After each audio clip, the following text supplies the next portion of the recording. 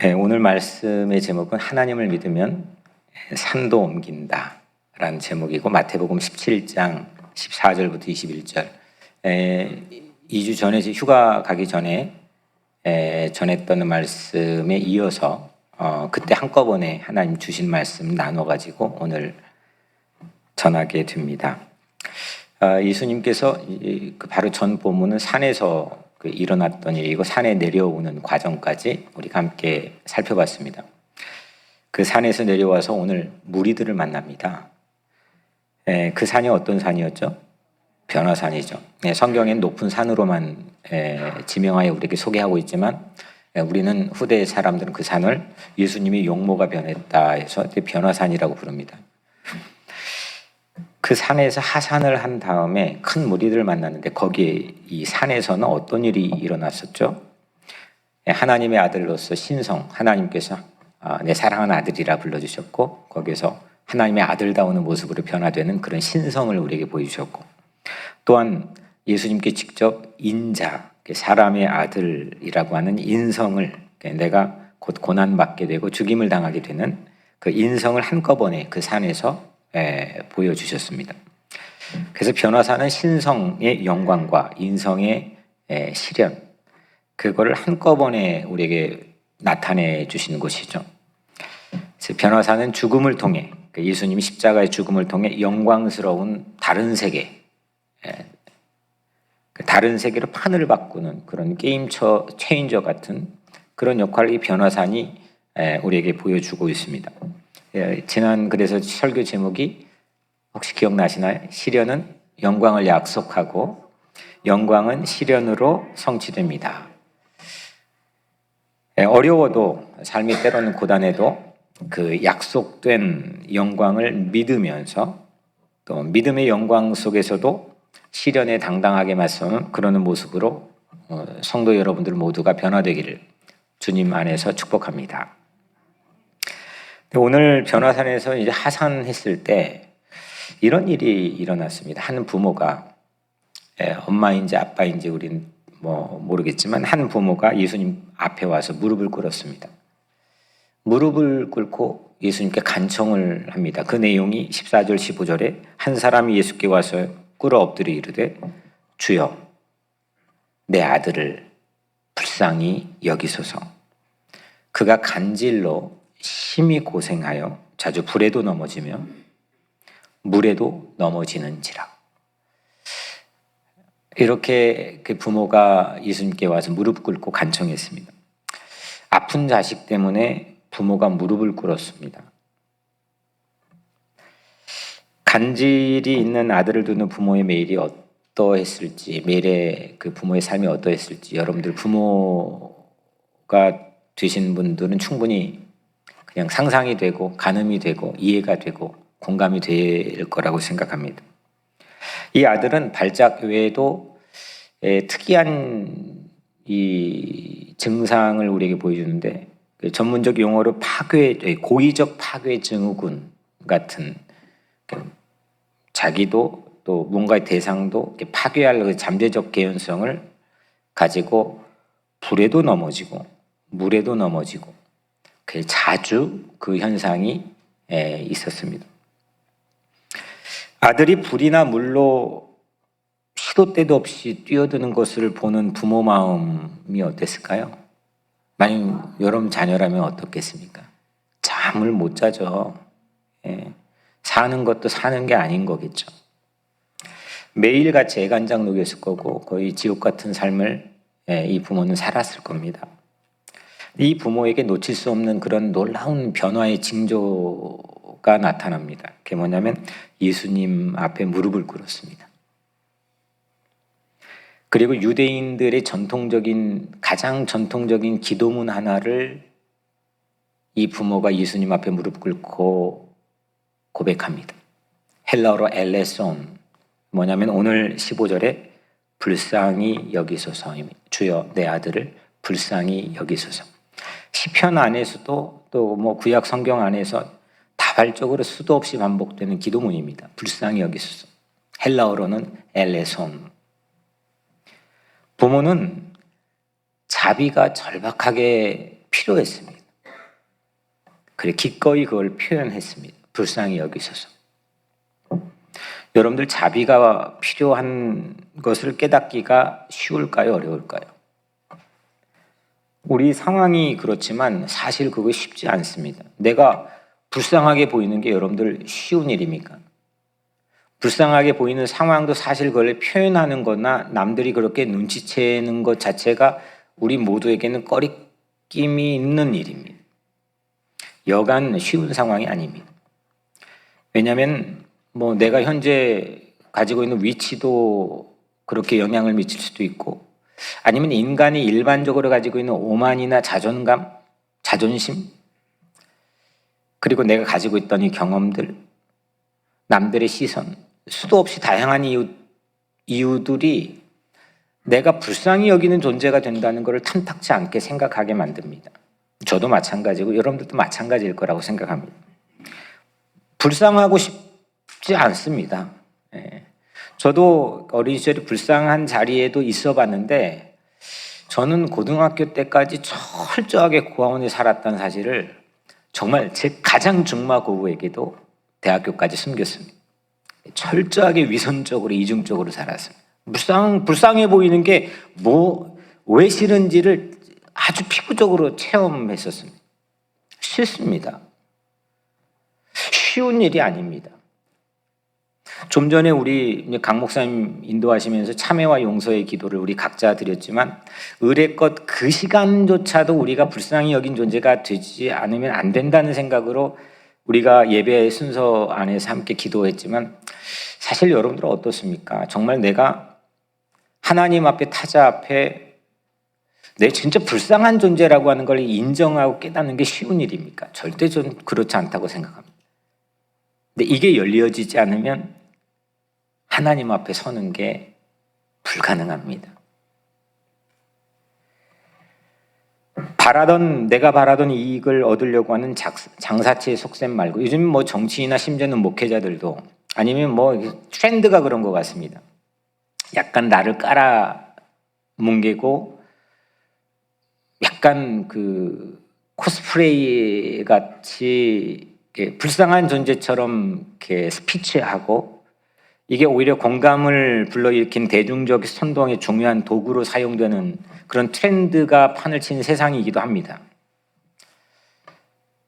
약간 연약해 보여야 되고, 그래야 대중과 소통이 잘 되고. 그런 거 말고 정말 내 내면에 불쌍한 면이 있다고 하는 사실을 진솔하게 공개하고 고백할 수 있는 것, 이건 상당히 우리에게는 인색한 면입니다. 그런데 기도는 자비가 필요하다. 나는 자비가 필요합니다. 나는 불쌍히 여기는 그런 어떤 동정과 연민이 반드시 필요합니다.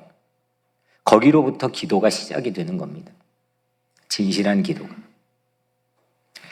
그리고 난 자비가 없이는 살 수가 없습니다. 내가 아무리 잘나고 많은 것들을 습득하고 훈련받고 내가 경험했지만 나는 정말 자비가 없이는 살 수가 없습니다. 거기로부터 기도가 깊어지는 겁니다. 그리고 성서적으로도 자비에 의해서만 우리 기도는 응답될 수가 있습니다. 나는 형편없습니다. 난 정말 불쌍한 존재입니다. 불쌍히 여김을 받고 싶습니다. 도움이 필요합니다. 긍휼이 없이, 당신의 긍휼이 없이는 한시도 살아갈 수 없는 그 주의 자비가 내겐 유일한 길입니다. 이런 마음으로 오늘 여러분들의 마음이 주님을 향해 열려지게 되기를 주의 이름으로 간절히 축원합니다. 그러면 자유로워요. 제가 대학교 1학년 처음 신학교 들어가자마자 그렇게 위선적으로 제 신분을 철저하게 숨기고, 아주 위선적으로 그냥 공부 잘하고 그 다음에 목사 된다 그러고 뭐 되바라지지 않고 그렇게 사니까 이렇게 손쉬웠거든, 저를 속이는 게.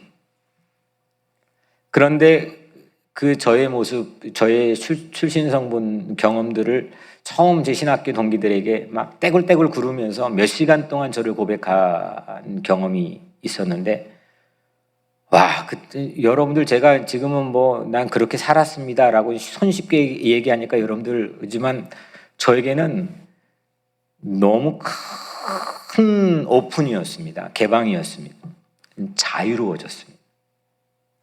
야, 내가 앞으로 목양하는 내가 만난 사람들에게도 이런 자유를 함께 나누면 좋겠다라는 생각을 그 순간에 했었습니다. 저는 오늘 여러분들의 각자 삶에 주님이 나를 불쌍히 여겨주시는 그 자비가 나는 전적으로 필요합니다. 이 기도가 여러분들의 삶이 열려지게 되기를 주의 이름으로 간절히 축원합니다. 이 각성, 이 새로운 깨달음, 그러면 내가 뭐 이렇게 위선적일 필요가 없고 내가 뭐 굳이 겉옷을 걸쳐서 내 속의 내면에 불쌍히 여겨진 존재를 감출 필요가 없는 거고, 이 각성이 기도의 자리에 오늘 이 부모처럼 겸손히 무릎 꿇게 만드는 겁니다. 저는 오늘 5가지 기도문을, 짧은 기도문을 여러분들 같이 나누면서 말씀을 진행할 텐데, 첫 번째 기도문 이렇게 기도하면 좋겠습니다. 주님, 나를 불쌍히 여기소서. 내가 불쌍하다는 사실을 공개할 수 있는 기도의 용기를 주시고, 당신의 자비 없이 살 수 없으니 내게 당신의 긍휼만이 소망이오니 나를 불쌍히 여기소서. 아멘. 두 번째입니다. 예수님의 자비, 불쌍히 여기소서라고 이렇게 요청했던 예수님은 그냥 자비이십니다. 긍휼 자체이십니다. 연민과 동정 자체이십니다. 그걸로 모든 행동이 예수님께서 일어납니다. 근데 예수님 자비는 그냥 우리처럼 참 딱하다, 돕고 싶다, 이걸로 그치는 게 아니라 주님의 자비에는 능력이 있습니다. 주님의 자비는 오늘 본문에 귀신을 꾸짖고 추방했습니다. 그리고 아들을 이윽고 고쳐주셨습니다. 오늘 18절 예수께서 꾸짖으시니 귀신이 나가고 아이가 그때부터 나으니라. 아멘. 예수님에 대해서 우리는 기독교인들의 고백을, 그 기록들과 자료들을 가지고 있습니다. 이게 복음서입니다. 이건 다 신앙인들의 기록입니다. 그런데 비기독교인들이 예수에 대한 첫 증언, 이 기록을 잠깐 여러분들에게 소개하는데, 예수님에 대한 최초의 비기독교인의 언급은 AD 90년경에 있었습니다. 당시 유대인들이, 지금도 뭐 다량의 여러분들 뭐 처음 다 알고 이미 들어보셨겠지만, 요세푸스라고 하는 유대인 역사학자, AD 90년경에 이제 많은 책들을 안에 기록을 담아놨는데,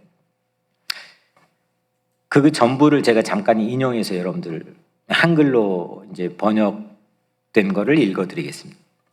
예수라는 현자가 나타났다. 예수는 마귀를 추방하는 놀라운 일을 행했으며 진리를 기쁘게 받아들이는 사람들의 교사였다.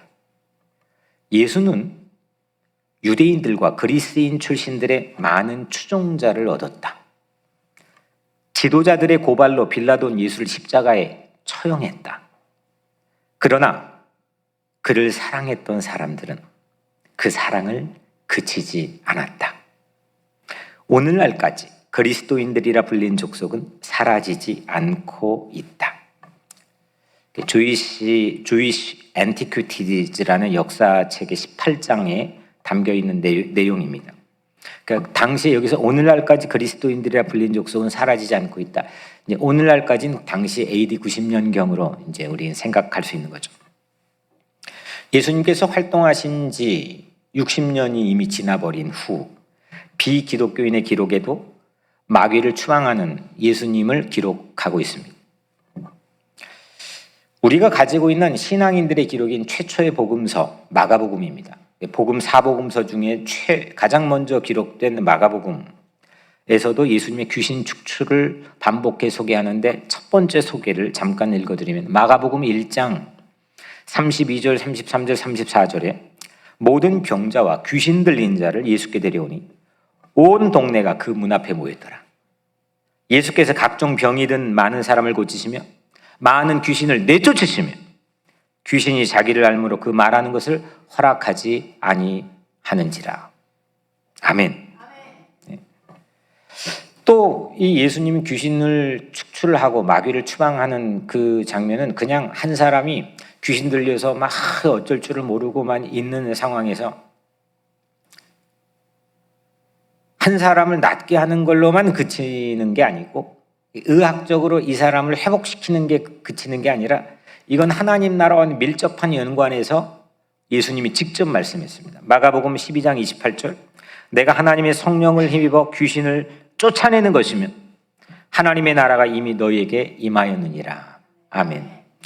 그러니까 이게 우리가 표면적으로 한 사람 귀신 들려서 그 사람을 괴롭게 하고 일상적인 평범한 삶을 살지 못하게 하는 것을 거기에만 그치는 게 아니라 우리 모든 사람들에게 당시의 유대인 성전 안에도 그리고 시대에도 역사에도 전부 귀신이 있다는 겁니다. 그 마귀의 존재가 반드시 있다는 겁니다. 그걸 청소하여 추방시키지 않으면 하나님의 나라가 임할 수 없다는 겁니다. 그래서 귀신 추방은 하나님 나라가 도래할 때 일어나는 거룩하고 능력 있는 사건인 줄로 믿습니다. 저는 예수님께서 귀신 축출하는 능력이 있음을 반드시 믿습니다. 귀신이 축출되고 새 나라가 임하는 것을 저는 반드시 믿습니다. 우리를 괴롭히는 귀신, 군대 귀신, 미국도 군 쌓는 복합체로 무기를 생산해내며 그걸 소비하기 위해 전쟁을 일으키고 전 세계 분쟁 지역에서 우리가 알지 못하는 수없는 오만 가지 마귀의 일들이 일어나는데 나사렛 예수 그리스도의 이름으로 귀신을 꾸짖고 귀신을 쫓아내는 그 주의 능력을 믿기를 주의 이름으로 축원합니다. 두 번째 기도, 이렇게 기도하면 좋겠습니다. 주님, 우리를 괴롭히는 마귀를 꾸짖을 권세가 예수 그리스도에게 있음을 믿습니다. 마귀를 혼내주시고 쫓아내 주소서. 마귀야 나갈지어다, 나갈지어다. 담대히 선포할 수 있는 믿음을 우리에게 허락하소서.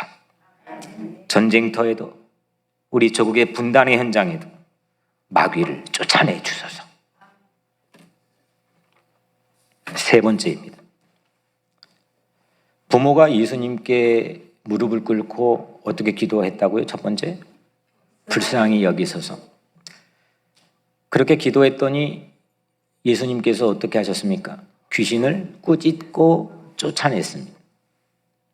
세 번째로는 무릎 꿇고 이렇게 기도하게 된 사연을 우리에게 밝혀줍니다. 어떻게 하다가 주님 앞에 무릎 꿇고 이렇게 기도하게 되었나? 그 사연 16절, 내가 주의 제자들에게 데리고 왔으나 능히 고치지 못하더이다. 먼저 이 부모는 예수님에게 먼저 온 게 아니고 누구에게 먼저 갔습니까? 제자들에게, 예수님의 제자들에게 먼저 갔는데 공교롭게도 하필 제자들이 고쳤습니까? 못 고쳤습니까? 못 고쳤습니다. 그래서 이 부모가 자기 아들 때문에 예수님 앞에 무릎을 꿇었습니다. 제자들이 사람들이 다 가고 조용해졌을 때 예수님에게 물었습니다. 19절, 이에 제자들이 조용히 예수께 나와 이르되 우리는 어찌하여 쫓아내지 못하였나이까? 우리에겐 상당히 현실적인 질문입니다. 이건 제자들이 할 수 있던 일일까요? 못하는, 애시당초 못하는 일일까요? 할 수 있는 일이었습니다. 그 근거가 마가복음 6장 12절 13절, 제자들이 나가서 모든 병과 많은 귀신을 쫓아내며 많은 병자에게 기름을 발라 고치더라. 제자들이 나가서 많은 귀신을 쫓아냈습니다. 제자들이 했던 일입니다. 마태복음 10장 1절에는 예수께서 그 12제자를 부르사 더러운 귀신을 쫓아내며 모든 병과 모든 약한 것을 고치는 권능을 주시니라. 아멘. 근데 오늘은 안 됩니다. 할 수 있었고 했던 일이고 할 것 같은 일인데 속수무책일 때가 우리도 있습니다. 내가 이거 옛날에 했던 일인데, 내가 분명히 만지면 풀어졌던 일인데, 난 경험이 있는데 오늘은 안 되네. 우리 속수무책일 때가 우리도 있습니다. 예수님께서는 이 제자들의 질문에 그 안 됐던 원인을 밝혀주십니다. 20절 너희 믿음이 작은 까닭이라. 했던 일인데 안 되는 이유가 뭐냐? 믿음이었습니다. 하나님을 믿는 믿음이 작았기 때문이라는 겁니다. 영어 성경에는 little faith, 헬라어로는 올리고피스토스, 피스토스는 믿음입니다. little faith, 그리고 다른 어떤 버전에는 poor faith, 참 빈곤한 믿음. 그런데 오늘 말씀을 준비하면서 신비롭게 깨닫게 되는 건 어떤 사본에는, 오늘 여러 가지 사본들이 있어가지고 오늘 말씀에 대한 경전이 우리에게 주어진 건데, 어떤 사본에는 전혀 다른 단어인 아피스토스라는 말로 이 작은 믿음을 표현하고 있습니다. 아피스토스는 아는 부정입니다. 믿음이 없다는 겁니다. 불신앙입니다. 제자들이 안 됐던 이유는, 지금 예수님의 의중은 뭐냐면 네 믿음이 90%였는데 오늘은 30%밖에 안 되네, 이게 아니라 믿음이 있는데 함량이 안 된, 깜냥이 안 된 미달의 믿음이 아니라 아예 믿음이 없는 거나 매 한 가지였다는 겁니다. 이게 이유라는 겁니다. 있으나 없으나 한 믿음, 유명무실 믿음, 이게 안 되는 까닭이었습니다. 묘하게도 오늘 제자들이 고쳐주지 못해 부모가 예수님께 왔다고 하니까 예수님이 이렇게 17절에 이렇게 말합니다. 패역한 세대여 막 하면서 믿음이 없고 패역한 세대, 믿음이 없고입니다. 이게 바로 아피스토스입니다. 영어 성경은 unbelieving, 믿음이 아예 없는 겁니다. 안 믿는 겁니다. 제자들은 믿음이 없었던 겁니다. 이게 왜 우리에게는 매우, 이게 뭐 그 큰 차이가 있습니까? 작은 믿음이든 믿음이 없는 거든 그게 원인인 건 뭐 그냥 그런 거 아닙니까? 라고 생각할 수 있지만 이게 실제 우리 삶에 적용할 때는 엄청난 차이라는 겁니다. 왜냐? 우린 대개 믿음의 크기에 주목합니다. 작은 믿음, 오늘 본문엔 가장 작은 씨앗인 겨자씨, 반면에 그 믿으면 산을 옮긴다는 거 아닙니까? 산이 작아요, 커요? 엄청 크죠. 이게 먼저 우리의 눈을 사로잡습니다. 이 전부 사이즈입니다. 그래서 산을 옮길 만한 믿음의 요청에 먼저 위축이 됩니다. 여러분들 산을 옮겨본 분 계세요? 아, 난 믿음이 괜찮아가지고 한때 내 젊을 때는 산을 옮겨봤다는 분. 이종구 장로님께서 나 한 것 같은데 뭐 이렇게 산을 옮겨온 분 계세요? 저도 못 옮겨봤거든. 이 말씀을 보면 제가 어린 시절 가만히 힘들고 어려울 때 기도원 다니면서 막 그냥 절박하게 기도하는 그 순간에 그때 여자 전도사님께서 앞에 말씀 이 본문 가지고 했던 기억이 얼핏 하면서 오늘 말씀 묵상을 하는데 위축이 되었던 것 같습니다. 내 절박한 이 상황과 실제 이 말씀은 상당히 괴리가 있는 겁니다. 그렇게 I hope so, 난 그렇게 바래 라고 생각할 수 있지만, 와, 저분은 어떤 믿음이길래 산을 옮길 만한 그런 믿음을 가지고 얘기하실까? 오늘 말씀 제목이 하나님을 믿으면 산도 옮긴다. 이 말씀 자체가, 이 제목 자체가 벌써 우리에게는 위축을 줄 수 있습니다. 근데 위축을 표현하고 싶지 않습니다.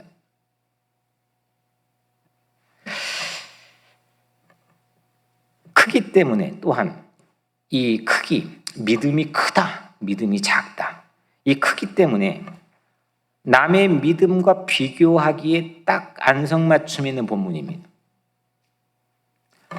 주변을 보니까 전부 믿음이 좋아요. 믿음이 큰 것 같아. 근데 나는 이거 오래 믿었는데 나는 왜 믿음이 작을까?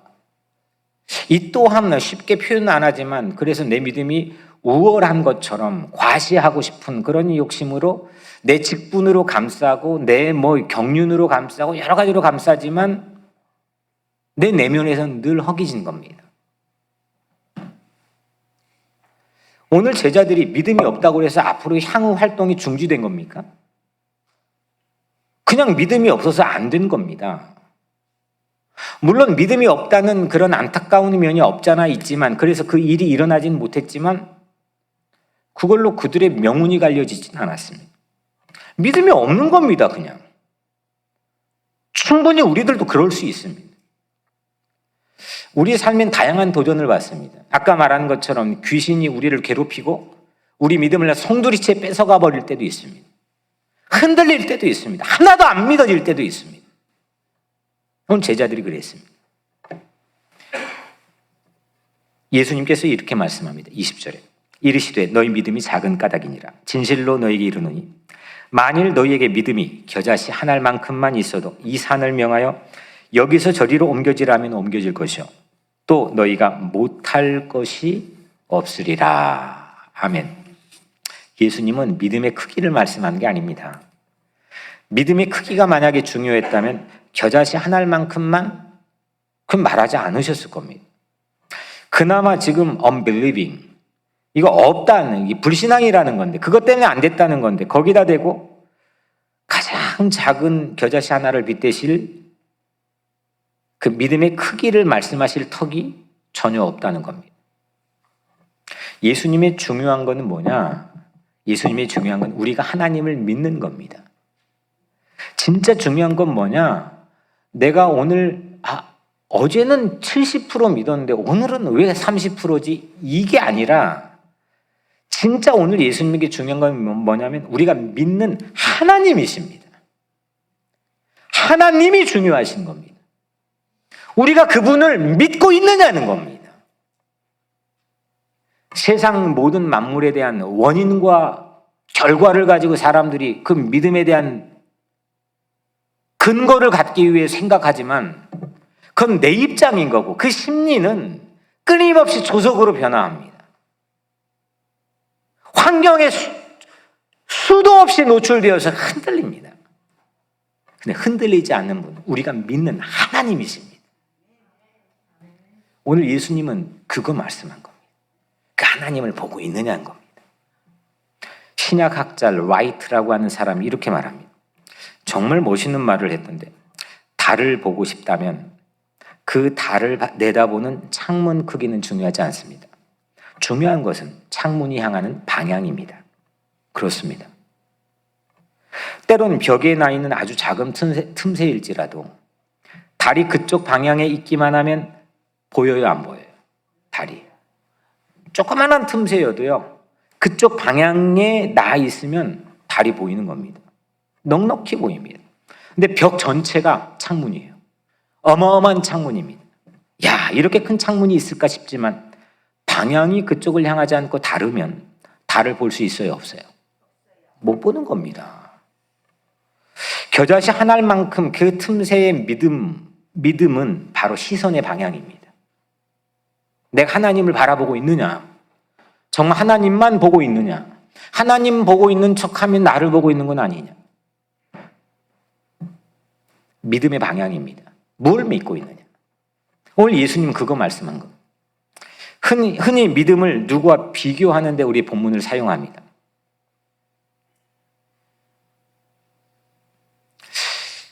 저 사람은 어떻게 저런 믿음을 가질 수 있을까? 그 믿음의 크기로 우열을 따지는데 이 본문을 악용하는 경우들도 있습니다. 우월한 믿음, 유난히 큰 믿음이 나쁠 거가 뭐 있겠습니까? 하지만 예수님은 그런 믿음을 우리에게 말씀하시지 않았습니다. 이 세상 한복판에 그때나 지금이나 여전히 끊임없이 우리에게는 크기로 경쟁을 유도하고 그 크기에 우리는 위압감을 느끼고 때로는 위축하고 끊임없이 그 크기로 따지고, 근데 이 성서 안에서도 그 크기를 만약에 믿음조차도 따진다는, 예수님 그러셨을까요? 겨자씨 한 알만큼의 틈새일지라도 하나님을 진정으로 향하고 있으면, 하나님을 바라보면, 하나님 눈을 마주치고 있으면, 믿으면 산도 옮긴다는 겁니다. 그래서 오늘 세 번째는 이렇게 기도하면 좋겠습니다. 주님, 하나님만 바라보게 하소서. 믿는다고 하면 남의 믿음과 비교했던 우리의 위축된 시선 하나님만 향하게 하소서. 겨자씨 하날 만한 틈이라도 찾아 하나님만 향하는 방향으로 오늘 서게 하소서. 내 고개를 돌리시고 내 시선을 맞추게 하소서. 하나님만 믿게 하소서. 아멘. 네 번째입니다. 그렇게 무릎 꿇게 된 사연을 이 부모가 말하고 예수님께 진단을 해주셨죠. 그 예수님의 진단은 상당히 우리에겐 챌린지가 됩니다. 도전적입니다. 고개 돌려야 된다는 거예요. 선 자리에도 방향을 돌리라는 겁니다. 근데 예수님의 이 진단은 늘 두 가지 면이 다 있는데 우리를 경책하기도 하지만 그분은 참 따뜻합니다. 늘 포근합니다. 늘 감싸주십니다. 오늘 20절에 만일 너에게 믿음이 태산만한 믿음이 아니라 겨자씨만한 믿음 하나만 있으면 이 산을 명하여 여기서 저기로 옮겨지라 하면 옮겨질 것이요. 거꾸로 우리는 생각하잖아요. 태산만한 믿음이 있으면 겨자씨 하나만한 일도 나에게 일어나면 좋겠습니다. 이렇게 생각하지 않습니까? 다 거꾸로 생각하며 신앙생활을 합니다. 근데 오늘 예수님은 참 포근하게도 참 따뜻하시게도 우리에게 그렇게 은유적으로 비유를 해주셨습니다. 야, 너희들 겨자씨 하나만한 믿음만 있으면 큰 태산 하나를 옮겨질 수 있다. 이 말씀은 겨자씨는 작죠? 커요? 작아요? 무지 작습니다. 가장 작은 씨앗이라는 겁니다. 겨자씨는 작지만 오늘 본문에 가면 생산성은 어떻습니까? 월드 클래스입니다. 산을 옮길 정도의 생산성을 우리에게 보여줍니다. 세상 많은 사람들이 생산성을 가지고 그 사람의 효율을 따지고 능력을 따집니다. 지금 세계적으로 떠오르는 CEO들, 창업자들, 갑자기 떼돈을 번 갑부들, 이들이 생산해내는 그런 아이디어들이나 기술 발전들은 놀라울 정도입니다. 그런데 저는 겨자씨 하나처럼 작을지라도 분명히 믿으면 그 생산성은, 믿음의 생산성은 타의 추종을 불허하는 걸 믿습니다. 이게 우리의 희망의 근거가 되어야 되는 겁니다. 믿음을 따라올 생산성은 어디에도 없습니다. 오늘 20절 마지막 부분 전 너무너무 통쾌합니다. 오늘 여러분들의 마음에 굳게 새겨졌으면 좋겠습니다. 너희가 못할 것이 없으리라. 이걸 잘못 해석하면 우리는 기복주의의 어떤 근간으로 사용하기도 합니다. 내가 못할 게 없다. 한번 해보자. I can do it. 나이키에서 나오는 것처럼.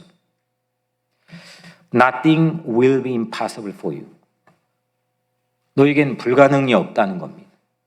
이건 우리 입장에 심리적 결단을 요청하는 게 아닙니다.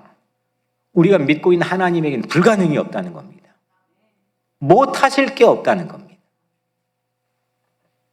크기에 상관없이, 나의 크기에 상관없이, 내가 지금 내 돈이 얼마 은행 잔고에 있는지 그 크기에 상관없이, 내 신분에 상관없이, 내가 어떤 처지에 있든 상관없이 믿음은 불가능이 없습니다. 마가복음 9장 23절 할 수 있거든이 무슨 말이냐? 믿는 자에게는 능히 하지 못할 일이 없느니라. 흥분하셨습니다. 이게 흥분해야죠. 저도 전할 맛이 있는 거죠.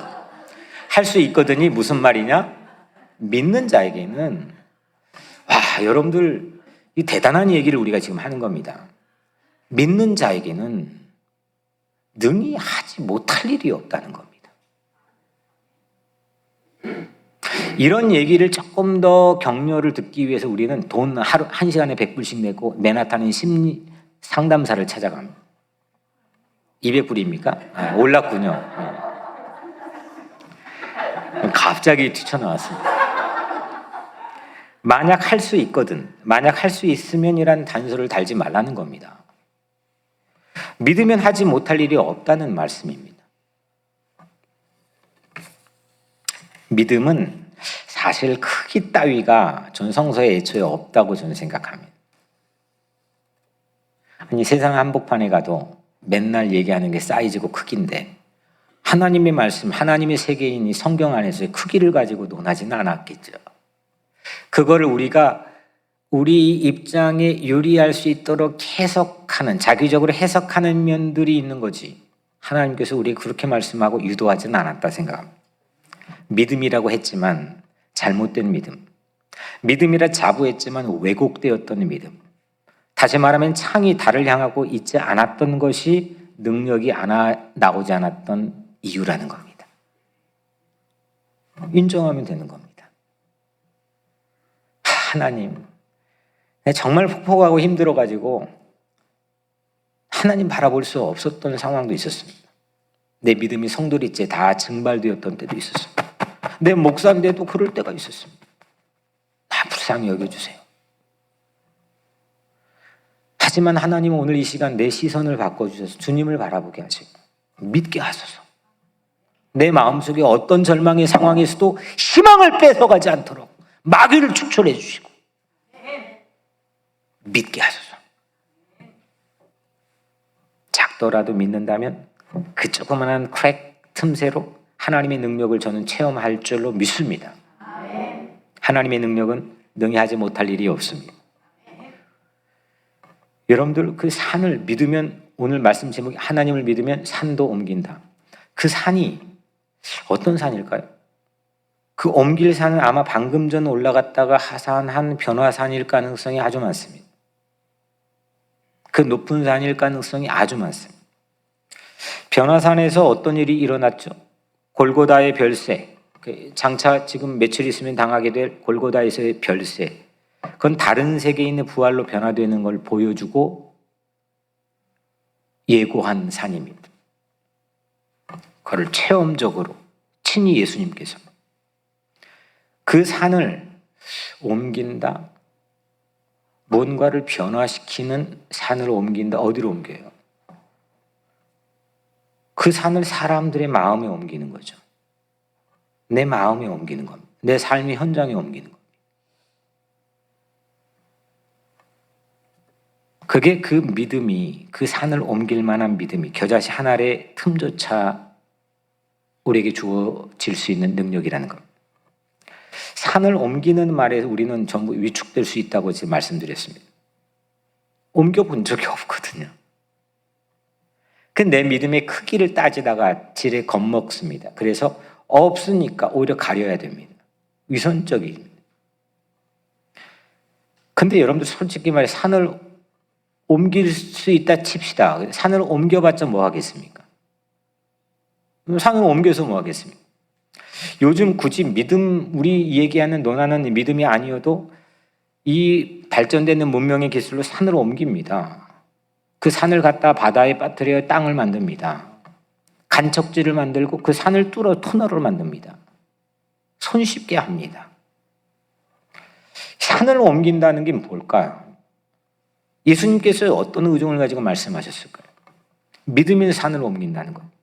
이 예수님의 의중은 먼저 그 변화의 산, 뭔가를 변화시킬 수 있는 예수님의 능력을 보여줬던 그 산, 변화산을 내 삶의 현장에 옮기는 그 믿음을 말하는 것. 하나님을 믿으면 내 안에, 우리가 살고 있는 이 세상, 우리 자녀들의 삶에, 내 가정에, 그리고 수십 년째 해결하지 못하는 비무장지대의 그 한복판에 마귀를 축출하고 하나님의 산을 옮기는 그 놀라운 변화의 역사가 일어나는 믿음입니다. 하나님이 하시면 내 안에 그 산이 옮겨진다는 겁니다. 그 산을 지리적으로 어디다 옮겨봤자 뭐 할 겁니까? 거기에서 불편한 일이 생기면 어떻게 할 겁니까? 이 산은, 그 변화의 놀라운 능력을 보여줬던 그 산은 오늘 내 삶의 현장에 옮기는 겁니다. 세상에 옮기는 겁니다. 네 번째로 이렇게 기도하면 좋겠습니다. 주님, 참 믿음을 주소서. 참다운 믿음을 주소서. 하나님 믿게 하소서. 믿으면 못할 것이 없음을 믿습니다. 하나님을 믿음으로 지금 내 가슴에 그 변화의 산을 옮겨 주소서. 지금 그 산을 내 냉랭하게 식어져 버린 삶의 현장에 옮겨 주소서. 이 코로나 한복판에 불면의 밤을 지새우는 내 삶의 외로운 삶의 현장에 그 산을 옮겨주소서. 시련을 영광으로 변화시켰던 그 놀라운 능력의 산을, 그 변화의 산을 내 사랑하는 이 가슴 한복판에 옮겨주소서. 아멘. 마지막 5번째입니다. 오늘 마지막 21절은 우리 같이 합독을 했죠. 어떻게 했죠? 없음. 그리고 전부 다 웃었습니다. 없는 걸 우리 또 읽어야 되나? 그 없음의 왼쪽 여러분들이 성경 가진 그 나중에 보세요. 이게 2번이라고 적혀 있고 그 2번을 따라 성경 아래쪽에 보면 이렇게 적혀 있습니다. 어떤 사본에 21절 작은 따옴표 기도와 금식이 아니면 이런 유가 나가지 아니하느니라. 아마 거의 대부분의 성경은 저와 동일하게 여러분들 그렇게 적혀 있을 겁니다. 요즘 나온 성경에 기도와 금식이 아니면 이런 유가 나가지 아니하느니라가 있음 이렇게 쓰여 있을 겁니다. 이 없음이 있는 이유는 성경은 하나의 사본, 원본, 사본 이걸 놓고 그대로 그냥 이게 아니라 천여 종 이상의 사본, 조각 이런 것들을 다 모아서 가장 다량의 가장 권위 있는 사본들이 있는 거를 근데 너무 놀라운 거는 그 각각의 다양한 시대 각각의 다른 장소에서 다른 사람들이 베낀 그 사본의 내용이 일치한다는 게 이게 말이 되는 겁니까? 오늘 그냥 아침에 이야기한 걸 내 자식에게 얘기했더니 그거 건너서 두 단계만 건너면 말이 와전되고 바뀌는데 이게 똑같다는 겁니다. 저는 이게 성서를 연구한 사람으로서 이게 놀라운 겁니다. 근데 오늘 말씀이 21절이 몇 개의 사본에 없었기 때문에 거기에다가 주저하다가 없음 이렇게 적은 겁니다. 성경에는 적지 않는 곳에 이렇게 없음이라고 솔직하게 얘기하는 거죠.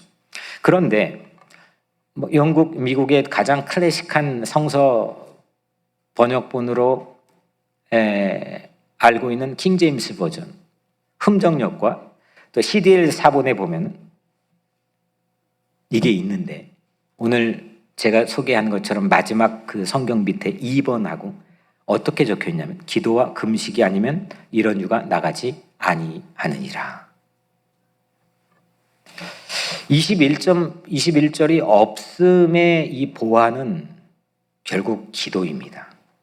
기도. 그게 금식 기도건 무슨 기도건 기도.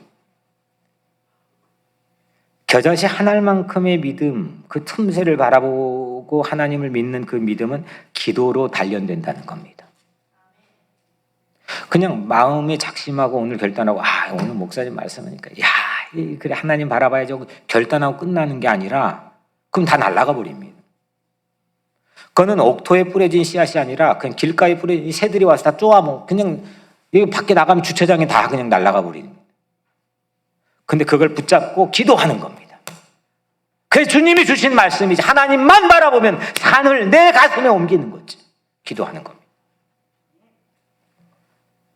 산을 옮길 만한 믿음은 기도로 단련된 줄 믿습니다.